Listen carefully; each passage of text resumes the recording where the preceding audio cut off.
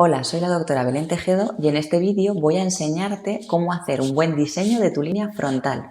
Y para ello nos vamos a centrar en varios temas. La importancia de hacer un buen diseño, cómo planificarlo en función de la forma de tu cara, cómo realizar la implantación y por qué hay disparidad entre unos resultados y otros. Cira, pasión por la medicina capilar. Empezamos. Importancia de un buen diseño. ¿Por qué es tan importante? Pues porque en gran medida depende de este diseño que se vea el resultado más natural o más artificial. Y además, una vez iniciado el proceso de implantación, no pueden realizarse modificaciones sobre esa línea, sino que tendríamos que esperar al año de evolución del injerto para poder reintervenir y modificar algunos detalles que no nos hayan gustado. Y es por eso que siempre os digo que es de vital importancia asistir a la consulta prequirúrgica. Es una consulta donde el cirujano os va a diseñar en ese momento vuestra línea frontal y es el momento de mostrar todos los miedos, inseguridades, cómo queréis la línea, si la queréis más bajita, un poquito más alta, cómo va a ir el cierre de las entradas y llegando a un acuerdo con el cirujano, vosotros salís de esa consulta con la seguridad de que la línea que os va a diseñar os encanta y vais muchísimo más tranquilos al día de vuestra cirugía. Si pasamos a la planificación de este diseño, hay que tener en cuenta varios factores. El primero es la edad, es decir, no es lo mismo un paciente joven que un paciente más mayor, pero siempre hay que tener en cuenta que el injerto debe durar toda la vida y hay que tender siempre hacia diseños más atemporales, es decir, evitar bajadas de línea muy drásticas o diseños muy rectos que quizás sean de pacientes más jóvenes porque nos podemos ver bien con 25 años, pero no vernos bien con 50. Entonces hay que tender a diseños más conservadores que siempre nos va a dar un resultado más natural. La forma de la cara nos va a ayudar en el diseño de esa línea frontal porque tenemos que tratar con ese diseño dar más armonía al rostro. Aquí os he puesto diferentes tipos de cara y los diseños de línea que pienso que le favorecen más. Si empezamos por las caras ovaladas, bajo mi punto de vista, los diseños que son tanto en V abierta, es decir, formas en pico, pero con las dos alas de la V un poquito más agachadas, más planas, y diseños neutros, que son diseños en forma de U. Aquí los tenemos. En cambio, cuando la forma de la cara es cuadrada, les sientan muy bien tanto los diseños en V cerrada como V abierta. Al final, los diseños en V son diseños en pico que son o más agudos o más aplanados. Cortes como más agresivos o cortes un poquito más neutros. A las caras cuadradas, en general, estas formas en pico o en forma de V les sientan muy bien. Las caras que son en forma de corazón, los diseños de V cerrada, también les van muy bien y armonizan mucho las facciones. Y finalmente, las caras que son diamante, les va muy bien un perfil más neutro, pero tendiendo a ser más recto, que es exactamente lo mismo que os decía de la V, pero los diseños que son neutros en forma de U, podemos también aplanar un poquito las alas. Entonces, diseños que son más rectos a cara diamante les sienta muy bien y si queremos añadir algún piquito de viuda tampoco les va nada mal, pero en este caso tiene que ser muy sutil. En los puntos de referencia me voy a centrar en los que nos sirven a nosotras para diseñar, aunque realmente hay muchos más. Uno de los más importantes es el punto medio entre las cejas. A este punto le denominamos gabela. El siguiente punto de vital importancia es el punto donde nace el pelo. Ese punto se llama triquion y la distancia que separa la gabela del triquion debe de ser aproximadamente unos 4 dedos, es decir, ¿dónde va a empezar nuestra línea frontal? Pues el diseño más acorde con la naturaleza sería 4 dedos por encima de la gabela y ahí trazaremos como una línea imaginaria. Otro punto muy importante es el canto externo del ojo y su correspondencia en la línea. El canto externo del ojo, junto con el cierre de las entradas que se denomina ángulo frontotemporal, que sería el punto 4, traza también una línea imaginaria. Con lo cual, con estas 3 líneas nos sirven para diseñar finalmente toda la línea, es decir, el punto central donde queremos que empiece a nacer el pelo en nuestra nueva línea y donde se va a realizar el cierre de las dos entradas. Una vez tenemos esto, lo podemos subir, lo podemos bajar, podemos cerrar más las alas de la línea, lo podemos hacer más agudo.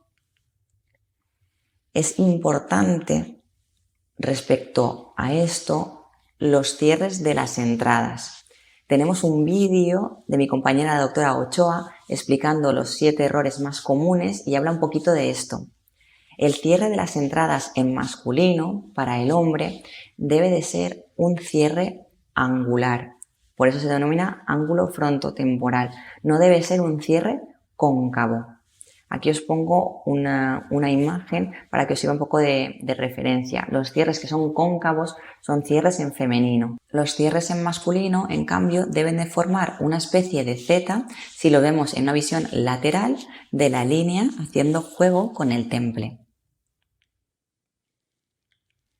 Pasamos ahora a implantación, muy importante. ¿Qué tipos de línea podemos implantar y cómo va a quedar el resultado final? Tenemos varios tipos de líneas. Las primeras, que son las que más me gustan, son las difuminadas. ¿Qué significa difuminado? Pues que en función del dibujo que yo he hecho, con la implantación voy rompiendo la línea. Esto va a hacer que en el pelo hayan entrantes y salientes, pero no se va a ver claramente ni un pico ni una onda dibujada. Y bajo mi punto de vista es lo que más natural queda. Como vemos en la imagen, vemos que hay pelitos por fuera que están un poquito más adelante, un poquito más atrás y se generan entradas y salidas de pelo, pero no vemos una forma clara dibujada. Aquí os he puesto una imagen de lo que sería una línea nativa para que veáis que es la difuminada, la línea que más se asemeja a la realidad.